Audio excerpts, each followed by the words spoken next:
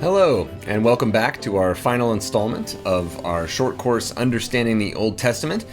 I'm Brennan Breed, and I'm here to guide you through another subsection of the writings. So last time we talked about the Psalms, which are beautiful, wonderful, used in liturgy, also troubling sometimes, but I think ultimately incredibly compelling and something like a script that can help us to understand ourselves, understand God, understand the course of our lives. It can give us words to say when we don't have anything to say. Today we're going to look at a different subsection of the writings. There are some books we're just not going to get to. Sorry, this is a short course in understanding the Old Testament, so we're not really going to talk about the book of Daniel, which has apocalyptic literature in it, which I wish we had time to get to, but I'll have to save that for a New Testament course.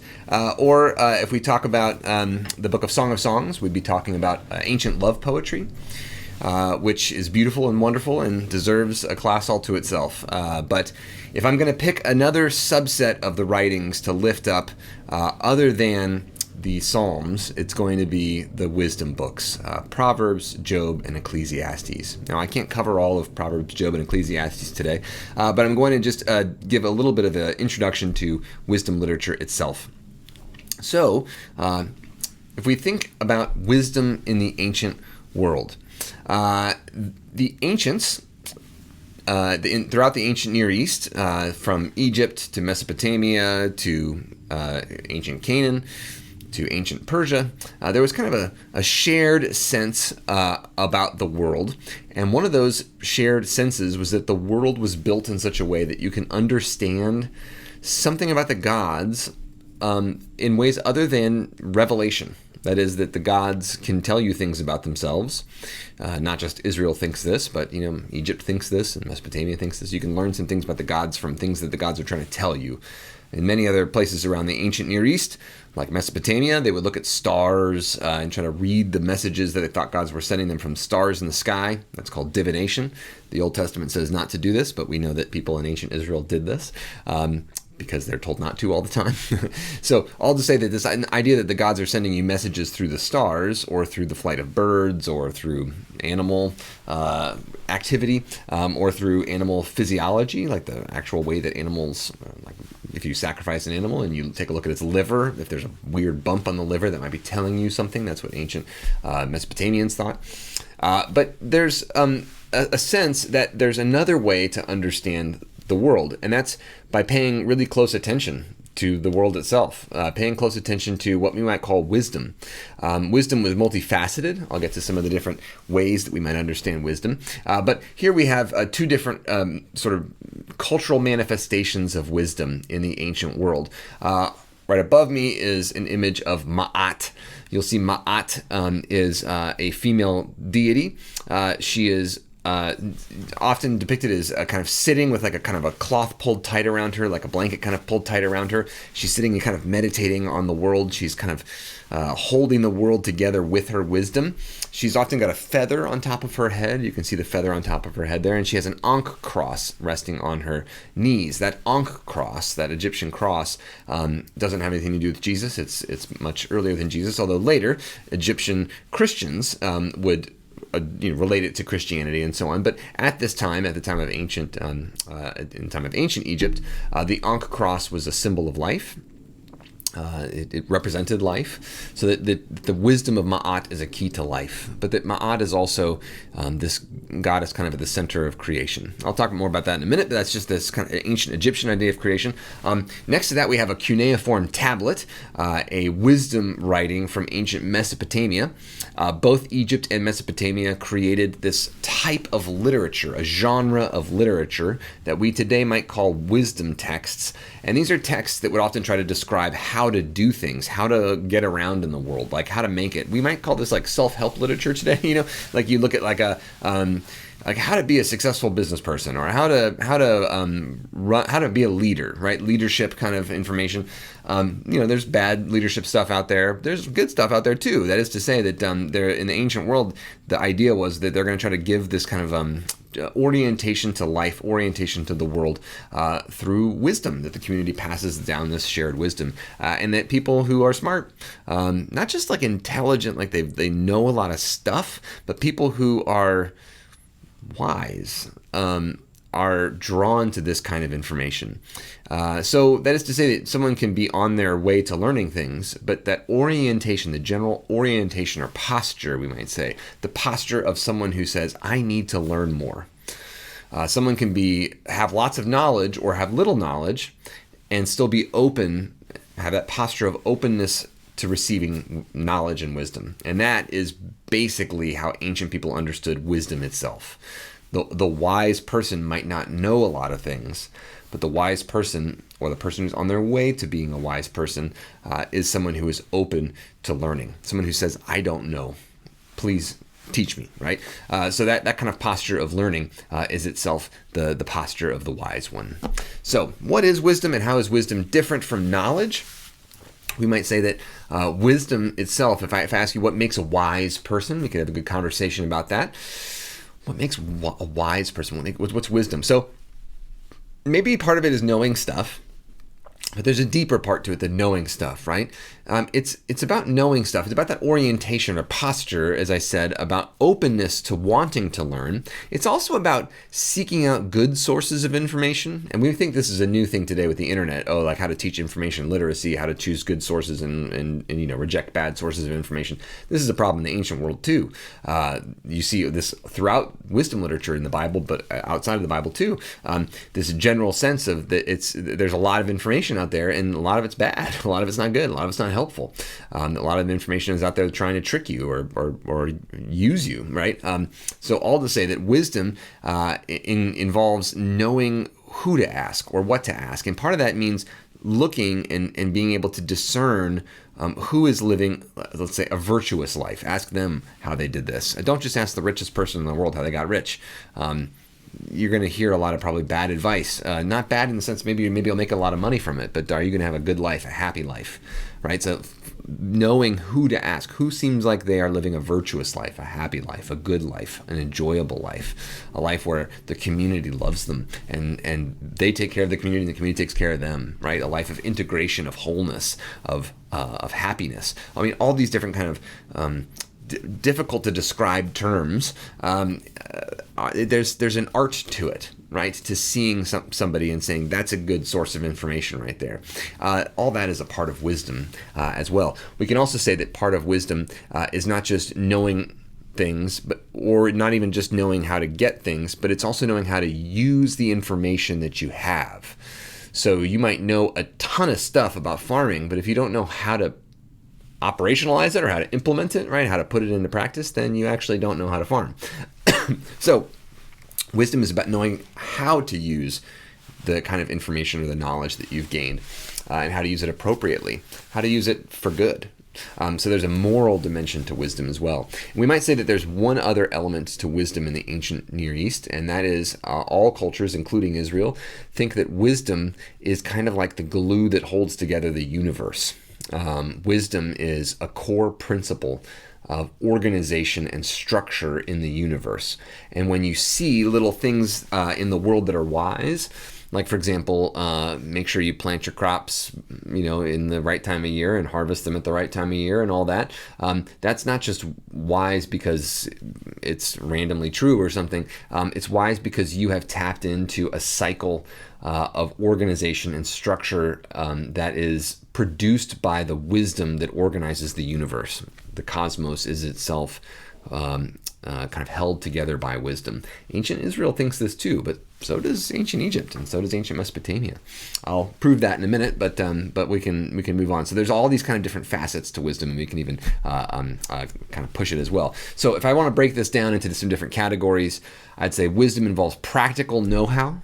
It's kind of the ground, knowing some stuff, knowing how to do stuff. Here are some artisans from ancient Egypt. They're artists. They know how to do stuff. They know how to make stuff. Somebody's making a sphinx over there using a chisel and a hammer, right? That practical knowledge is itself part of wisdom.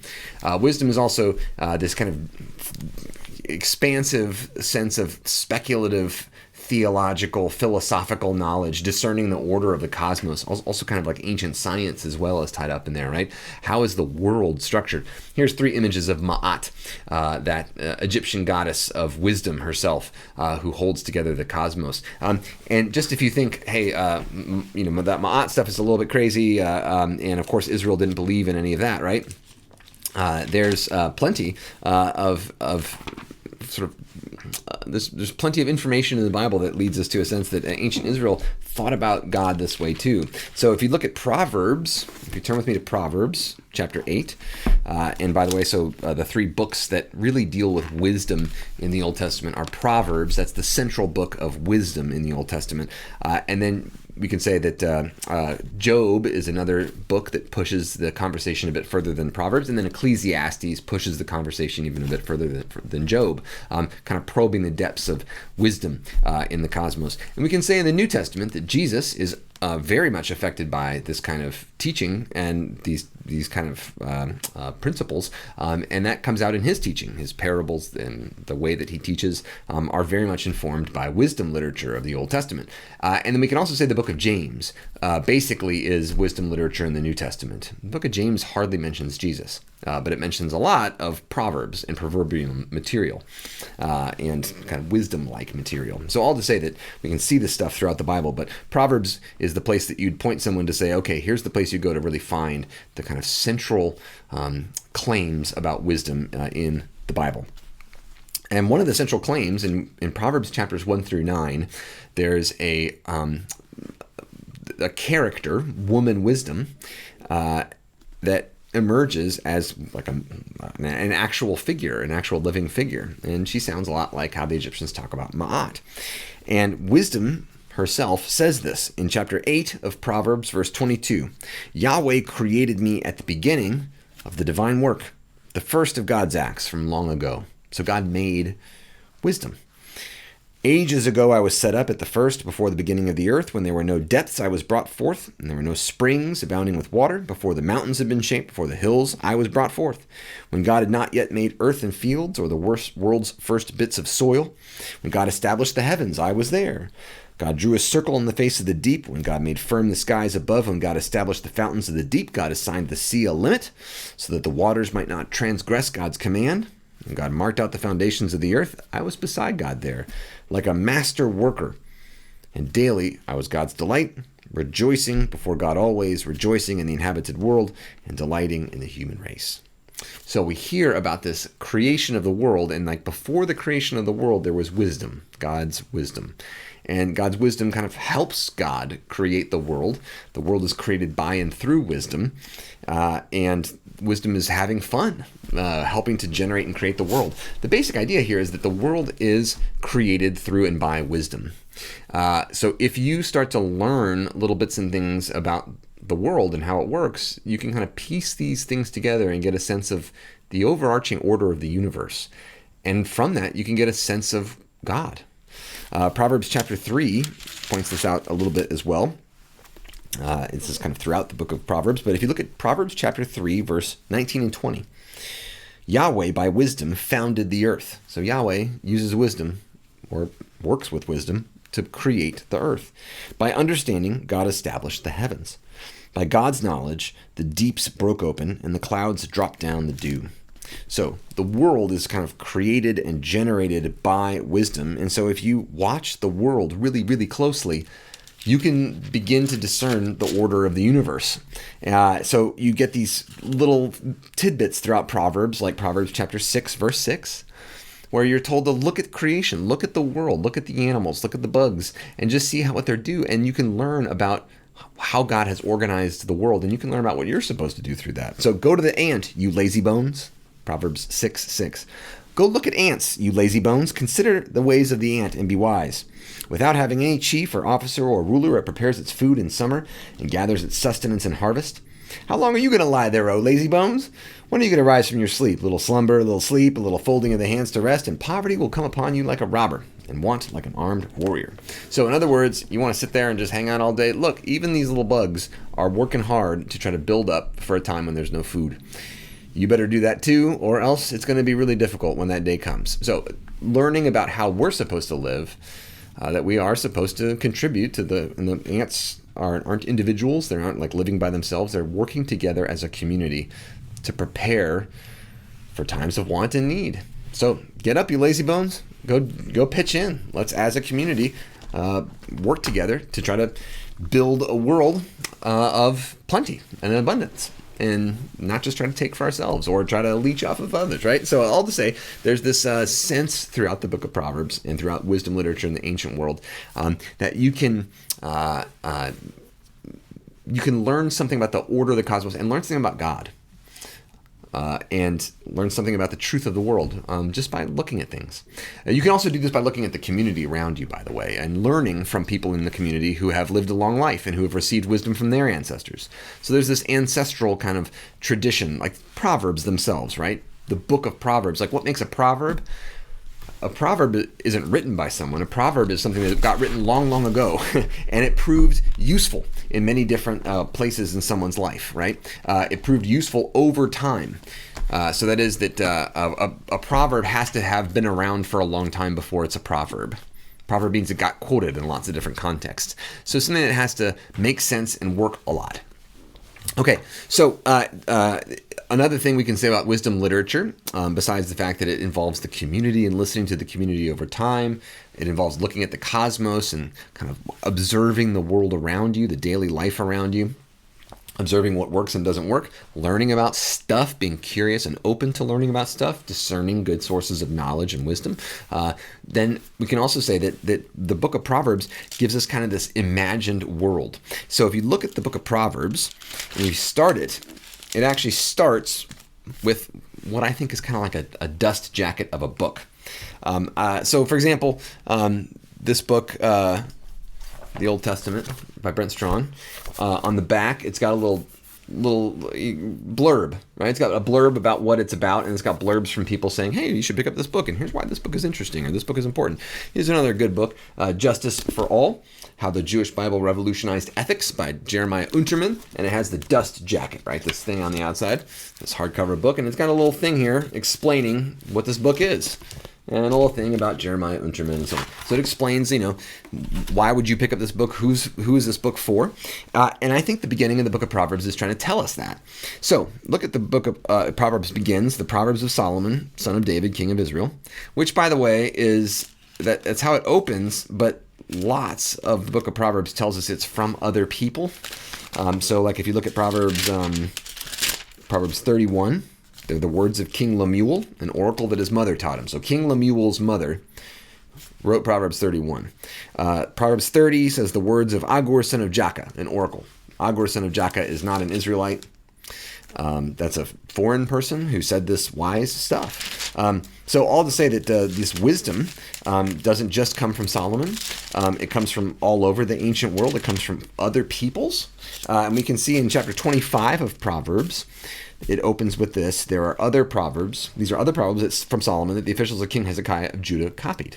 So King Hezekiah's got folks finding proverbs and copying them down, and they're said to be from Solomon, but they're also from kind of all over the world, it seems. So all to say that Solomon doesn't sit down and write all these things. Solomon is the figurehead by which these things are collected. And that's the beginning of Proverbs. So if you go back to Proverbs 1, verse 2, here's really the beginning of the book.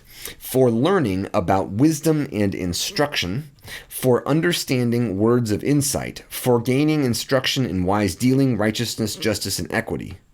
To teach shrewdness to the simple, knowledge and prudence to the young. Let the wise also hear and gain in learning, and the discerning acquire skill to understand a proverb and a figure, the words of the wise and their riddles. Period. That's not a real sentence. I don't know if you know this, if you noticed this, but like it started with for learning about, for gaining instruction, to teach shrewdness, to teach, and then verse 5 is let the wise hear. So listen up. And how do these sentences work? These aren't full sentences. These are fragments of sentences. Well, it's because they're kind of sentence fragments in Hebrew. They're being translated.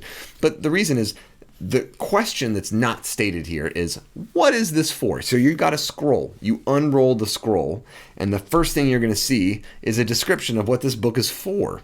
This is for learning about wisdom and instruction. Everything from here on in this book is about understanding words of insight, for getting instruction in wise dealing, for getting righteousness, for getting justice, for getting equity. These are parts of wisdom. To teach shrewdness to the simple. Simple means like naive, like the people who just don't know. They want to know, but they just don't know. Fools are like the opposites here of the wise in the book of Proverbs. But fool doesn't mean that you don't know something. The simple or the naive, those are the ones who don't know something, but that doesn't mean they're bad. It just means they haven't learned it yet. The fools are people who might know a ton of stuff, but they choose the wrong. So foolish doesn't have to do with lack of knowledge. Foolishness has to do with lack of wisdom, the lack of the ability to make the best decisions using the information you have, or good moral decisions, right? People who just go after their own gain. So some of the smartest people in the world are also some of the biggest fools, according to the book of Proverbs. So all to say that the simple need to get this information. But then also verse 5, let the wise also hear, because the first thing about wisdom is if you say you're a wise person and that means you don't need to learn anything more, that means you're a fool. So the wise always have to be saying, I'm not really wise yet. I've got much more to learn. That's key. That's like part of being wise, is saying, I'm not yet wise. Right? It's a logical paradox, but it's amazing. And this is telling us what the genre is, the type of literature, right? That's what Proverbs 1 verses 2 through 6 are trying to do. They're giving us the genre. This is all about this stuff. It's trying to help you learn this stuff. And then they have, in verse 7, the motto of the book. This is repeated throughout the book. It comes up in Job. It comes up in Ecclesiastes. But this basic idea is the fear of the Lord is the beginning of knowledge. Fools despise wisdom and instruction. Fools might like information, but they despise wisdom, and they despise being instructed, right? So the fear of the Lord. Now, this word fear can mean being scared, but it doesn't usually mean that in Proverbs. The fear of the Lord is like a technical term. And what it really means is a posture of reverence and respect. Again, it's that posture of openness to learning. I am not in charge of the universe. I don't know everything. It's amazing when you talk to like people who are actually experts in their fields. They say, I don't know a lot. It's kind of amazing. When there are kind of questions about like surveys about how do people, this is basically in the United States, how do people pick experts? Well, they pick experts based on who seems like they know the most. The actual experts are often the people who say, I don't know the most, which is kind of amazing. But in any event, I'll say the fear of the Lord is that posture of saying, I'm not in charge. I don't know everything. I got a lot to learn. That's the beginning of knowledge. And fools are those who despise wisdom. They're the ones who say, I know. I've got the information. So, and then verse 8 begins, I'd say like it shows us the setting in life, the implied setting in life. Like where would people find this stuff in the ancient world? How would they come across it? We've already seen some of this. Remember chapter 31 of Proverbs, it says an oracle of King Lemuel that his mother told him. So a parent is the one who is passing down this wisdom to children. So verse 8, hear my child, your father's instruction. This is the mother talking to a child. So there's a little picture of an Egyptian family over there. This is what's assumed here, that there's a mother speaking to the child and say, hey, listen to your dad. Your dad's got some stuff to tell you. Don't reject your mother's teaching. And I got some stuff to tell you too. So the words of Proverbs are assumed to be kind of the words of these parents who care about their child and who are trying to help their child grow in wisdom and understanding. For these instructions, these teachings are a fair garland for your head, right? These things are good. They're pendants for your neck. They're beautiful, right? They're trying to get you to want. Proverbs is about trying to get you to want to become wise. And there's all this talk about things that are beautiful or valuable or desirable. There's a refrain in chapter 4, which is get wisdom. So if you look at chapter 4, verse 5 of Proverbs, get wisdom, get insight. Don't forget, don't turn away from the words of my mouth. Don't forsake her, woman wisdom. Don't forsake wisdom herself. And she will keep you. Love her and she will guard you. The beginning of wisdom is this: get wisdom. And whatever else you get insight. Prize her highly and she will exalt you. She will honor you if you embrace her. She will place on your head a fair garland. She will bestow on you a fair crown. This idea of trying to generate desire. It's almost like an advertisement today, right? The whole point of an advertising campaign is to try to generate desire in the viewers, right? When you see that video of a cool car driving around, they're trying to get you to want it. Well, Proverbs realizes this, that the world is full, and the ancient world was full of this too. We think we're all special today with advertising. No, in the ancient world, there were messages flying around everywhere, and those messages were trying to tell you who you were, how the world works, what you should want, what you should try to be. The book of Proverbs realizes this, and it's trying to say, our message is competing in the marketplace of ideas, in a way. And so you can see even in chapter 9, of Proverbs, wisdom herself has built her house. She has hewn her 7 pillars. She has slaughtered her animals. She has mixed her wine. She has set her table. She's making a big feast. She's making a big barbecue. She has sent out her servant girls, and she calls from the highest places in the town, "You that are simple, turn in here." See that wisdom is like making a feast and saying, she's trying to call to people. Right? There's lots of messages out there in the world, but wisdom needs, you can't just like hope that people come and find you. You have to go out there and share the message, share the news, and make it desirable. You have to make this something that seems like someone would want it. You have to generate desire in people to want to hear this stuff. You that are simple, turn in here. To those without sense, that like simple people, not mean, bad people, no, just people who just don't, young people who haven't thought through their life yet. She says, "Come, eat my bread and drink my wine, the wine that I have mixed," right? She's going to like tempt them in a way with desirable things. Lay aside immaturity and live and walk in the way of insight. Right? So that she's generating this space where she's going to like offer the good things of life to someone in a way to say, see, like this is what you get when you get wisdom. Now, you might get lots of treasure if you decide to take things from people, but that treasure that you get is actually short-lived. So, for example, the parents know this, and they say this. So, speaking of other messages, if you go back to chapter 1 of Proverbs, and then verse 10, "My child, if sinners entice you," right? These messages out there. "If sinners entice you, don't consent. If they say, 'Come with us, let us lie in wait for blood. Let us wantonly ambush the innocent.'" Right? Let's take stuff from the innocent people, right? Let's get some money. Let's enjoy life, right? Verse 13, "We'll find all sorts of costly things. We'll fill our houses with the treasure." Well, this is going to be great. "Throw your lot in among us. We'll all have one purse. We're all going to share the benefit of this. My child," verse 15. This is the parent saying, that's what they're going to tell you.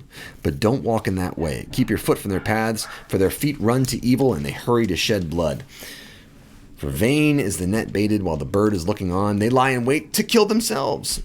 They set an ambush for their own lives. Such is the end of all who are greedy for gain. It takes away the lives of their possessors." Now, that doesn't say that they lose all their money, right?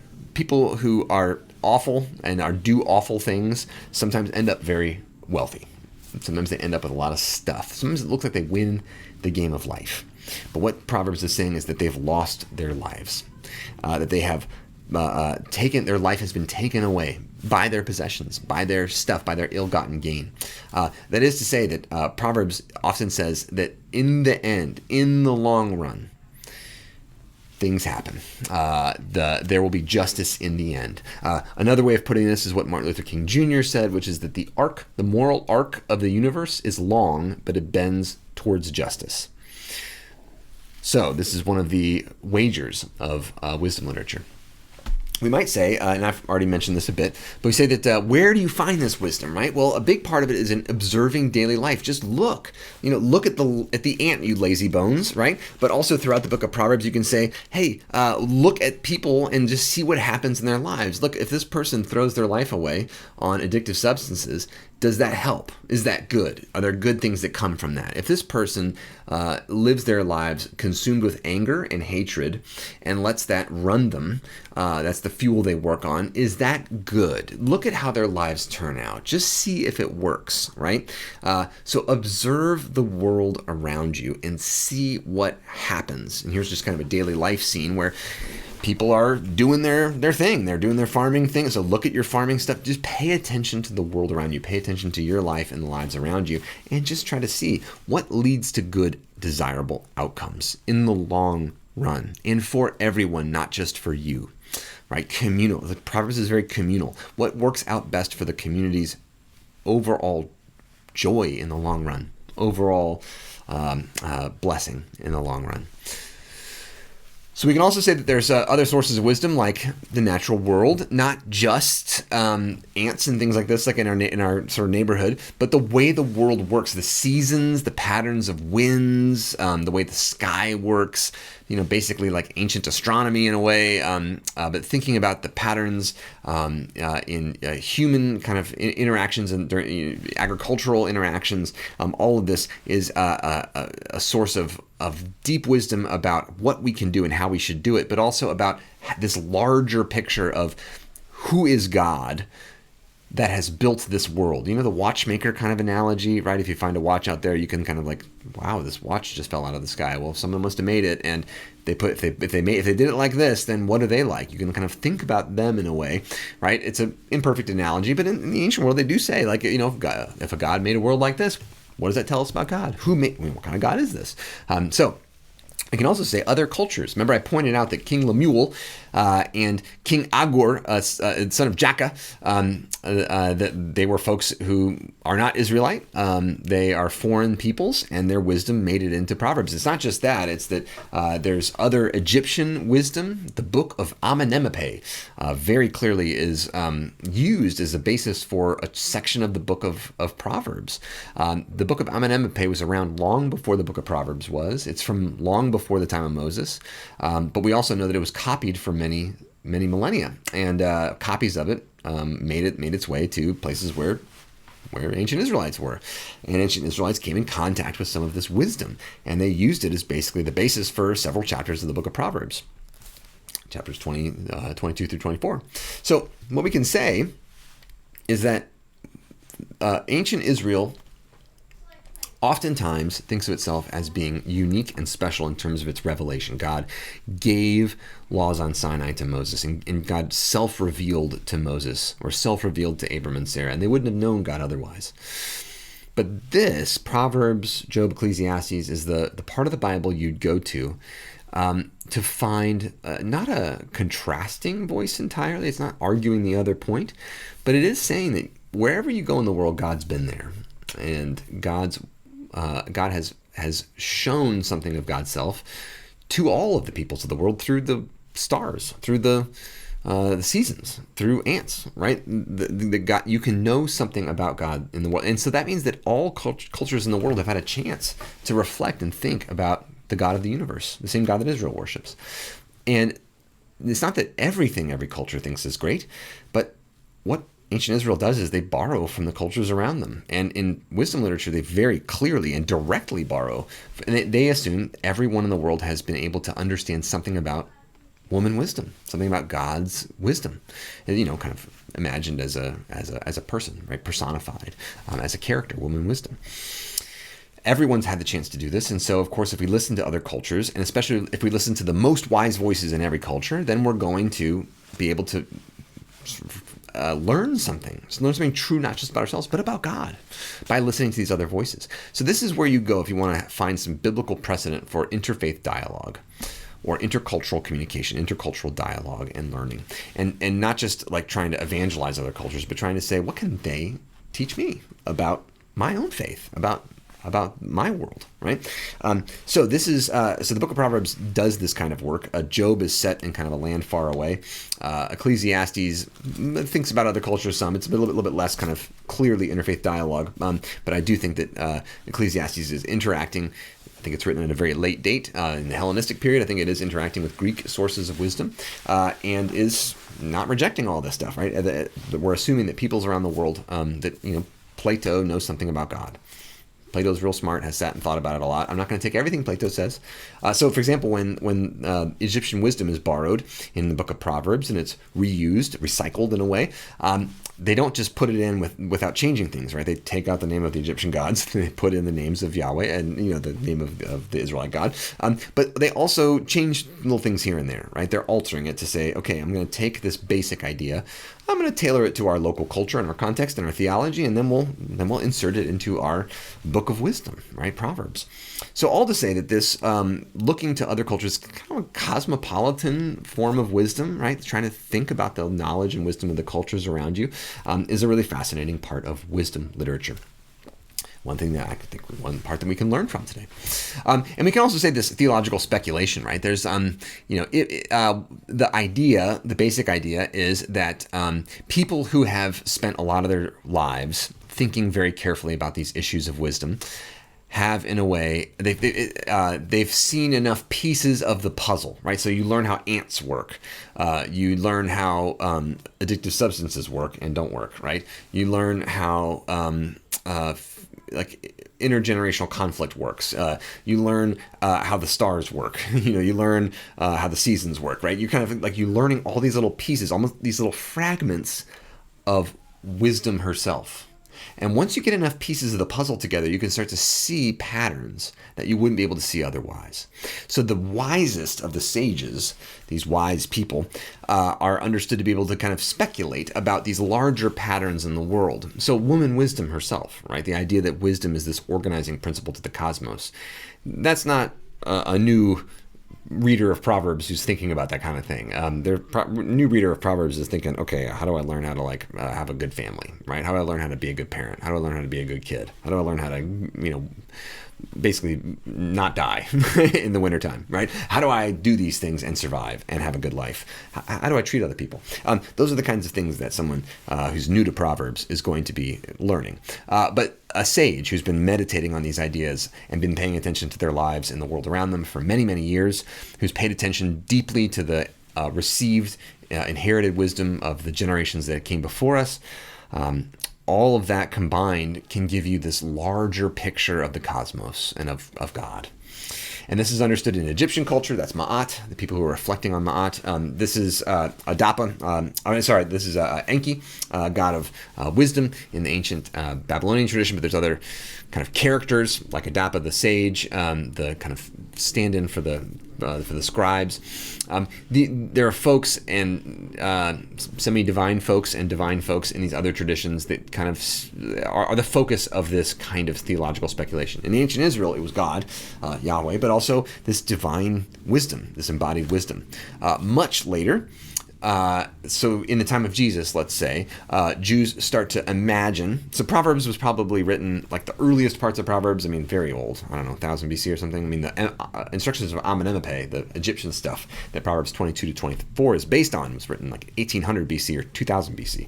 So some of this stuff's really, really old. It gets compiled in the form that we have it sometime around the year, let's say 500 BC.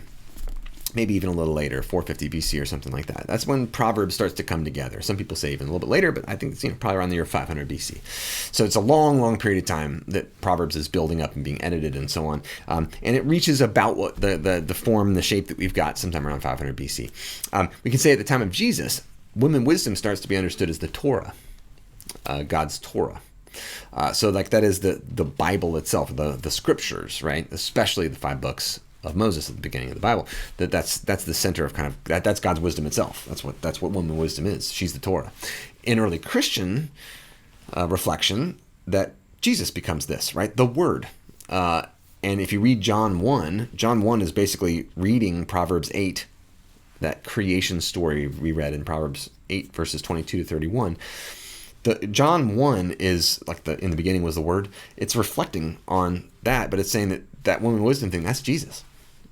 And there's other people who would say, and that's, Sophia, right, is this ancient Greek word meaning wisdom, but also it's kind of a character in sometimes. And in early Greek Christian reflection, Sophia was sometimes understood to be this kind of pre-existent name for Jesus. Jesus was wisdom before the creation. Jesus was there at the creation of the world. In the beginning was the Word.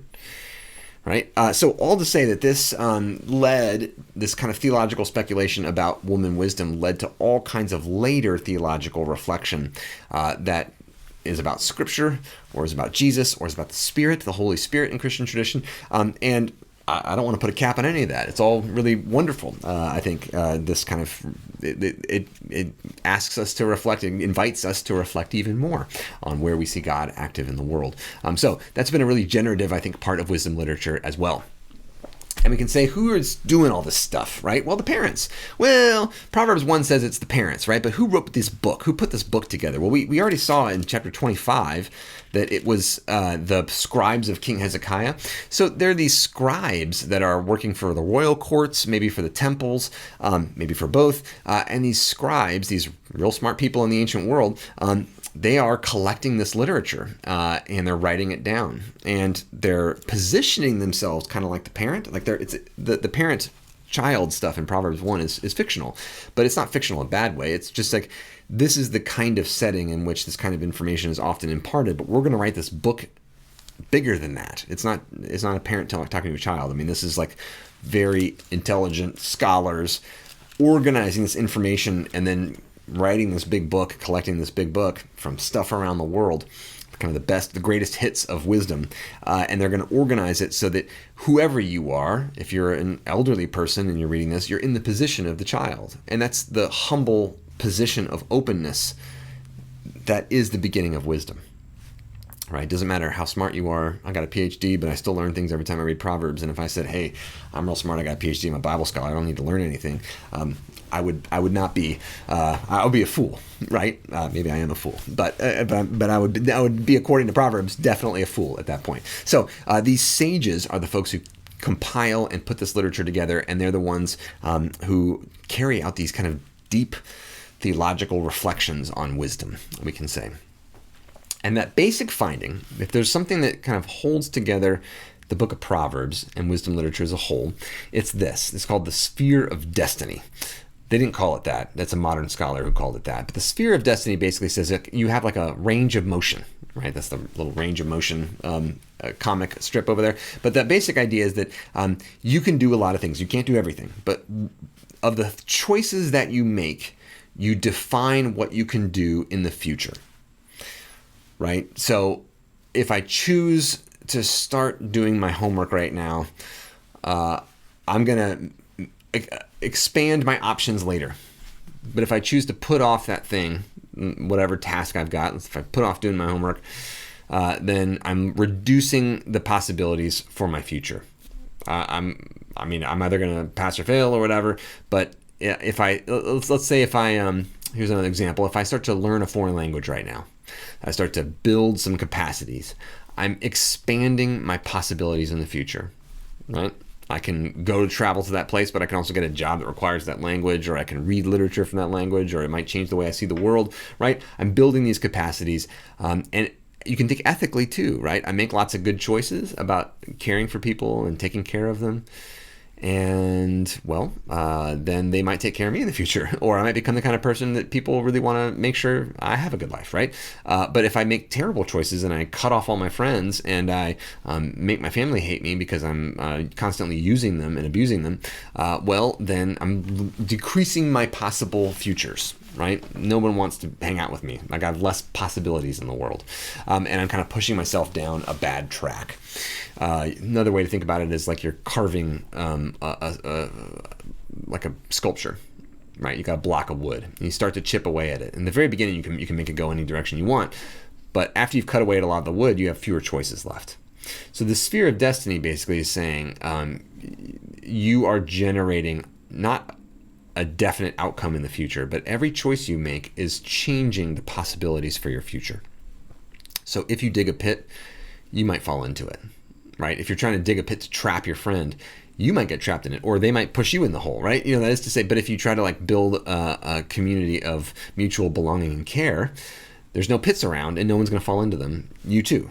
So that is to say that like this stuff in Proverbs is trying to encourage you to think about your whole life as this a choice between expansiveness and a choice of minimizing things, right? Making small possibilities of bitterness or anger or loneliness in your future.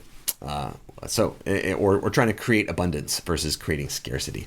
Those are some big choices. So, for example, the person who makes a lot of money, but alienates all of their family and friends, and at the end of their life dies alone, and they're lonely, and they're sad, even though they have everything that they want in the world. And versus the person who may not have very much, but has lived a generous life full of giving and love, and they are cared for, right? There's an outpouring we would hope, right, for people who have loved others over the course of their life. That's the sphere of destiny, that's the basic finding of that. The book of Job, we can say, contrasts with this sphere of destiny idea. Job says, yeah, well, what if you live your whole life perfectly and things fall apart? I don't have time to explain all the book of Job today, although I think it is so amazing and beautiful, and I think it contains so many pearls of deep, deep wisdom, but we'll have to save that for another day. As I said before, Solomon becomes kind of the patron of wisdom, like the figure that collects, that people kind of, it's like the category, like the box of literature. Wisdom is like labeled Solomon, and everything kind of gets put in this category, just like the Psalms get put in David's category, even though we can read the Psalms and say, most of these Psalms say they're written by someone besides David. David nevertheless kind of gathers these, like in Moses and the Torah, right? We kind of put that stuff in Moses, and even though the Torah only says that Moses writes a couple of things, Moses becomes the person that kind of collects all this. This is kind of how ancient literature works, not just in Israel but in Egypt and in Mesopotamia. These kind of figures gather, like they're not doing the work, but it's like later scribes gather and collect information and stories and so on, songs, and they kind of put them, they generate a category based on a person's, like an ancient person's name, ancient to them, and they collect the literature that way. So Solomon becomes this kind of patron of wisdom. And the book of Ecclesiastes, we can say for sure Ecclesiastes was not written by Solomon, wasn't written at the time of Solomon. Why do we know that? Because Ecclesiastes, part of it is written in a form of Aramaic, or like Aramaic that's been translated, kind of half Hebrew, half Aramaic, but it's a form of the Hebrew language that only comes about starting in the Hellenistic period. So like starting around the year like 300. So Ecclesiastes was written sometime around the year 250 BC or something like that. It's pretty, not pretty, it's definite based on the language, sorry. But it says it's written by Solomon, but it actually doesn't say it's written by Solomon. Ecclesiastes says it's written by a son of David, king in Jerusalem, which is kind of a character that's occupied by the writer of Ecclesiastes for the first chapter, and then it's kind of abandoned in the second chapter, and they never talk about it again. And then later on in Ecclesiastes, it's like the person's mad at kings, and they seem to be a scribe. So, like we imagine. But all to say that, like, thinking about the role of a king and inhabiting the role of a king imaginatively is something that's encouraged in wisdom literature. So these scribes, write in the name of Solomon and gather things together under the name of Solomon. Job is not written by Solomon or anything like that, but it's not said to be. But nevertheless, Solomon's kind of in the background of Job sometimes, and is said to be the author by Christian and Jewish scholars over the centuries. So Proverbs, Job, Ecclesiastes. We can say that Proverbs gives us the typical way we think about wisdom literature in the ancient world and in Israel. Job asks deeper questions about justice and injustice. What if you live your whole life according to the principles of Proverbs, but the sphere of destiny doesn't work out for you? What then?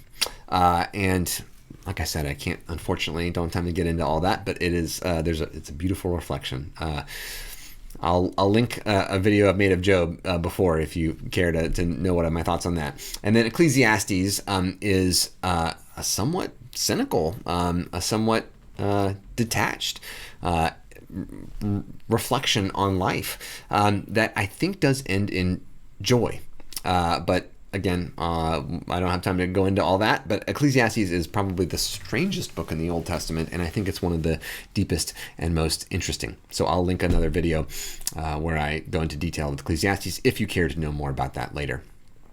And as I said, remember that character of woman wisdom, and take another look at Proverbs chapters 1 through 9 and the discourse about woman wisdom, and chapter 8 verses 22 through 31, especially that kind of creation story, and compare that to John 1, and you'll see some pretty interesting resonances, I think. With Jesus' teaching, the way that Jesus positions himself as a teacher, as a sage, as someone who has thought deeply about how to live life, right? The Sermon on the Mount, the Beatitudes. There's a little bit of that sounding a little bit like Moses, but also there's part of it where he's sounding like a wisdom teacher. He's sounding like the book of Proverbs, but it's a little twist on it. And we'll have to wait for our New Testament class to get more into detail on that. Thank you very much for your time. I've really appreciated being your guide through the Old Testament. As I said, there is so much more to say and so much more to do, and we missed so much along the way, but I hope that this has given you a taste or desire, just like Women Wisdom is trying to entice people to come into her house and sit and eat and drink and want more. The beginning of wisdom is this: get wisdom. The beginning of learning the Old Testament is this: want to learn more about the Old Testament. I hope this has been that for you. And please feel free to check out other videos I've made, but also get in touch, send me an email, and leave a comment, and I can give more recommendations for more avenues to go down with the Old Testament. Thank you very much. Peace.